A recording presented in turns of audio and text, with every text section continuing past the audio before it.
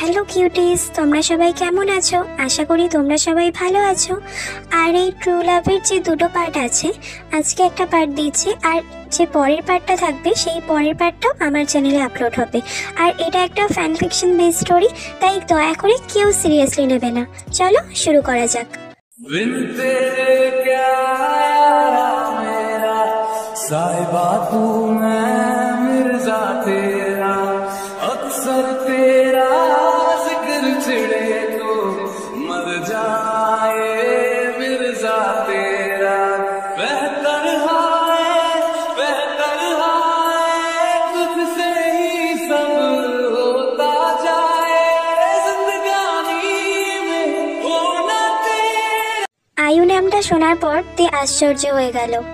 তে আয়ু নামে কাউকেই চেনে না, তাহলে কে এই মেয়ে যে হসপিটালে এসেছে তের সাথে দেখা করতে? অবাক হলেও তে মেয়েটার সাথে দেখা করতে গেস্ট রুমে গেল। তে দেখলো গেস্ট রুমের দক্ষিণ দিকের কোণায় একটা মেয়ে পায়ের ওপর পা তুলে বসে আছে। তার পরনে ছিল হোয়াইট কালারের টি শার্ট আর জিন্স। বসে আছে, তাও দেখে মনে হচ্ছে অনেক লম্বা। তেকে দেখেই মেয়েটা উঠে দাঁড়ালো। তের সামনে যেতেই তে মিষ্টি একটা হাসি দিয়ে হাত বাড়িয়ে দিল হ্যান্ডশেক করার জন্য। হাই, আমি আয়ু। তুমি নিশ্চয়ই তে? হ্যাঁ, আমি তে। আসলে আমি চিনতে পারিনি আপনাকে। ওয়েল, চিনতে পারার কথাও না, কারণ এর আগে তুমি আমাকে দেখোনি কখনো। আর হ্যাঁ, আমি তোমাকে তুমি করে বলছি, প্লিজ ডোন্ট মাইন্ড। আয়ুর কথা শুনে তে কিছুটা কনফিউজড হয়ে গেল, তাও মুখে একটা হাসি রেখা টেনে বলল, ইটস ওকে, আপনি বলতে পারেন। শোনোতে, আমি কথা খুব ফ্রেন্ডলি বলতে পছন্দ করি। কে কি বললো না বললো, আই ডোন্ট কেয়ার। এইটুকু বলেই আয়ু দম নিল। তে এতক্ষণে বুঝে গেছে এই মেয়ে আর যাই হোক 8-10টা মেয়ের মতো নয়, তাই কথায় মনোযোগ দিল।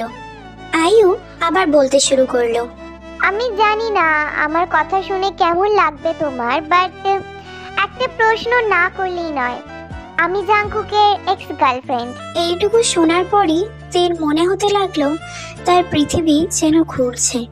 হাজবেন্ডের এক্স থাকা অন্যায় কিছু না, কিন্তু তাই বলে বিয়ের 2 দিনের মাথায় হাজবেন্ডের এক্স তার সাথে দেখা করতে এসেছে। এসব ভাবতে ভাবতে তে যেন ঘোরের মধ্যে চলে গিয়েছিল। আবার খেয়াল করলো আয়ুর কথা। অ্যাকচুয়ালি আমিও একটা মেয়ে। আসলে তোমার কাছে একটা কথাই জানতে আসা। আমি জানি তোমার অড লাগছে ব্যাপারটা, বাট আমার কিছু করার নেই। আমি শুধু জানতে চাই একটা ব্যাপার, তাই এখানে আসা। হ্যাঁ বলুন, কি জানতে চান? তে শীতল কণ্ঠে প্রশ্ন করলো। তের কণ্ঠের মধ্যে কি জানি ছিল। আয়ু চমকে তাকালো, আবার বলতে শুরু করলো, আমার সাথে জাঙ্কুকের সম্পর্ক প্রায় 4 বছর ছিল। অনেস্টলি বলতে ও অনেক কেয়ারিং একটা পার্সন। কিন্তু তে, তুমি কি জানো ওর একটা সমস্যা আছে? তোমার কাছে লুকানোর কোনো দরকার নেই। অ্যাকচুয়ালি আমার মনে হয় ওর ফিজিক্যালি সমস্যা আছে। আয়ুর কথাটা শুনতে শুনতে তীর যেন রাগে গা জ্বলে যাচ্ছে। মেয়ে কি বলছে তা শোনাও পাপ।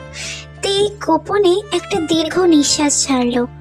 তে আয়ুর চোখে চোখ রেখে বলল, আপনি কি করে জানলেন যে আমার হাজবেন্ড ফিজিক্যালি অক্ষম? আর হ্যাঁ, এমন একটা লোকের সাথে 4 বছর সম্পর্ক কন্টিনিউ করলেনই বা কি করে? আমি জানতাম যে তুমি এই প্রশ্নটাই করবে। তাহলে উত্তর শোনো। যেখানে রিলেশনের 6 মাস না যেতেই বয়ফ্রেন্ড গার্লফ্রেন্ডের ফিজিক্যাল রিলেশন হয়, সেখানে আমি 2 বছর অপেক্ষা করেছি। নর্মাল ডেটে যেতাম দুজনে, গল্প করতাম, এই পর্যন্তই। আমার হাতটুকু পর্যন্ত সহজে ধরতো না জাঙ্কুক। এরপরে না পেরে আমি জোর করতাম। হ্যাঁ, ঠিকই শুনেছ, আমি জোর করতাম যাতে আমরা আরো বেশি ইন্টিমেট হতে পারি, বাট হি কান্ট। এই কারণে রিলেশনের 4 বছরের মাথায় আমি ব্রেকআপ ঘটিয়েছি। অনেকক্ষণ বলে যেন আয়ু ক্লান্ত হয়ে গেল। তে জলের গ্লাসটা আয়ুর দিকে এগিয়ে দিল। আয়ু জল খেয়ে চুপ করে বসে রইল। আপনার সব কথাই তো শুনলাম, কিন্তু এটা বুঝতে পারলাম না আপনি আমার কাছে জানতে চাইছেনটা কি, মিস আয়ু? I just want to know, is he physically able or not? I hope you understand my questions. তে যেন অগ্নিদগ্ধ জল জলে চোখে আয়ুর দিকে তাকালো। তারপর শীতল কণ্ঠে বলতে শুরু করলো, জানেন খুব হাসি পাচ্ছে আপনার উপরে। ভালো তো বেসেছিলেন নাকি ওই লোকটাকে? ব্রেকআপ হয়ে গেছে এখন, ভালোবাসেন না, ইটস ওকে, বাট রেসপেক্ট তো করতে পারেন। আমি জাংকুককে অলওয়েজ রেসপেক্ট করি। থামুন, আপনি কথা বলার সময় কিন্তু আমি শব্দ করিনি। আশা করব আমার পুরো কথা শোনার পরে আপনার মতামত দেবেন। আমার স্বামী অক্ষম কি সক্ষম সেটা আমার আর আমার স্বামীর ব্যাপার। তৃতীয় কোনো ব্যক্তির কাছে কৈফিয়ত দিতে আমি বাধ্য না। আর আপনার সাথে তো তার ব্রেকআপ হয়ে গিয়েছে, তাহলে কেন তার পিছনে পড়ে আছেন? তে কথা শেষ করে হাঁপাতে থাকলো। মনে হচ্ছে মনের আকাশে যেন বিশাল কালো মেঘের আগমন ঘটেছে। একটু অঝরে বর্ষণ হলে হয়তো ভালোই হতো। আয়ু আস্তে করে উঠে দাঁড়ালো। তে তখনও সোফায় চুপ করে বসে আছে। আয়ু তের কাঁধে হাত দিয়ে বলল, বেস্ট অফ লাক। এইটুকু বলেই আয়ু হিলের খটখট আওয়াজ তুলে বেরিয়ে গেল। কতক্ষণ মাথা নিচু করে তে ভিজিটার্স রুমে বসেছিল তে নিজেও জানে না। পিয়নের ডাকে তের হুঁশ ফিরল। ম্যাডাম, আপনার কি শরীর খারাপ লাগছে? তে উত্তর দিল, না আঙ্কেল, একটা কাজ করতে পারবে? আমার জন্য একটা ট্যাক্সি ডেকে আনবে প্লিজ, আমি বাড়ি যাব। তের এই কথা শুনে পিয়ন বাইরে চলে গেল। এক অজানা অভিমান যেন তের বুকটাকে ভেঙে দিয়ে যাচ্ছিল। কিসের যে অভিমান তে বুঝতে পারছিল না।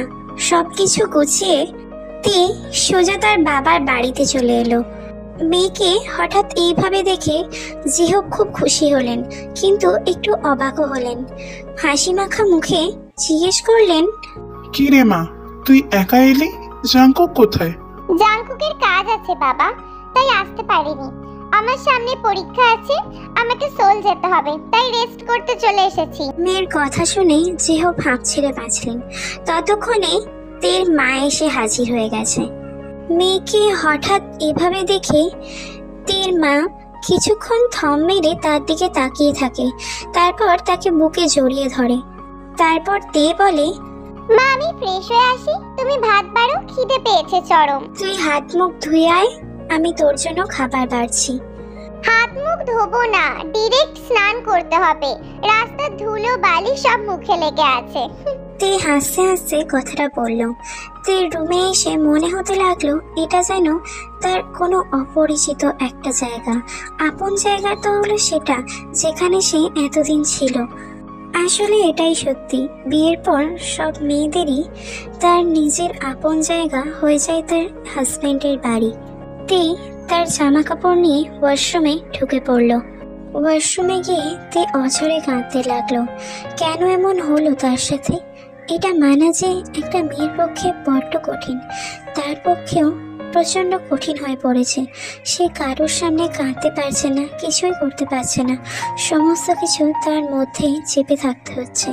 যখন আয়ু থেকে ওই সমস্ত কথা বলছিল তখন তের কষ্টেতে বুক ফেটে যাচ্ছিল, কিন্তু তারপরও সে কোনো রকমে নিজের কষ্টটাকে সামলে নিয়েছে। এদিকে দুপুর 3টের দিকে গাড়ি নিয়ে জাংকুক তের হসপিটালের বাইরে এসে হাজির। এসে তেকে ফোনের উপর ফোন করছে, কিন্তু তের ফোনটা সুইচ অফ বলছে। জাংকুকের কপাল কুঁচকে গেল। মেয়েটা গেল কোথায় এখন? আর না পেরে জাংকুক এবার ন্যান্সিকে ফোন করলো। হ্যালো ন্যান্সি, তোর বৌদি বাড়ি গেছে? না ভাইয়া, ভাবি তো এখনো আসেনি। কেন, কি হয়েছে? না না, তেমন কিছুই হয়নি। আসলে আমি তোর বৌদিকে পিক করতে এসেছি, কিন্তু ফোন করছি, ফোন সুইচ অফ। তাই ভাবছি বাড়ি গেছে কিনা। ঠিক আছে, আমি দেখছি কোথায় গেল। আচ্ছা ভাইয়া, জানিও আমাকে কি হয়। ফোন রাখার পর জাংকুক জেহুবকে ফোন করলো। ফোন ধরার সাথে সাথে জেহুব বলল, বাবা, তে একা এসেছে, তুমিও তো আসতে পারতে। এইটুকু শুনেই জাংকুক অনেক বেশি অবাক হয়ে গেল। এমন তো কিছু হয়নি যে তে কিছু না বলেই ওই বাড়ি চলে যাবে। পরক্ষণেই জাংকুক মিষ্টি করে বলল, বাবা, আসলে আমি তেকে সারপ্রাইজ দিতে চেয়েছিলাম।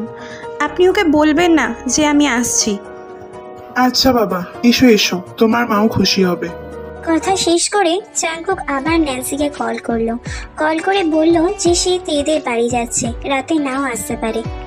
জাংকুক গাড়ি ড্রাইভ করতে করতে ভাবছে যে কি এমন হলো যাতে ওকে না বলেই বাড়ি যেতে হলো।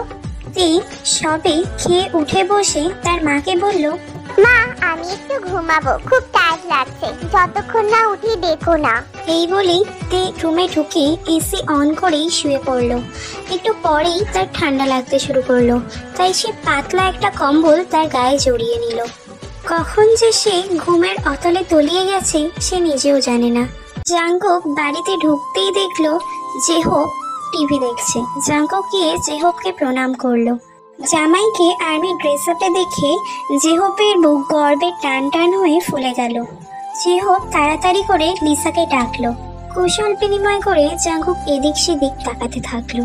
তখন লিসা বলল, তে ঘুমোচ্ছে, তুমি গিয়ে ফ্রেশ হয়ে নাও, আমি খাবার দিচ্ছি।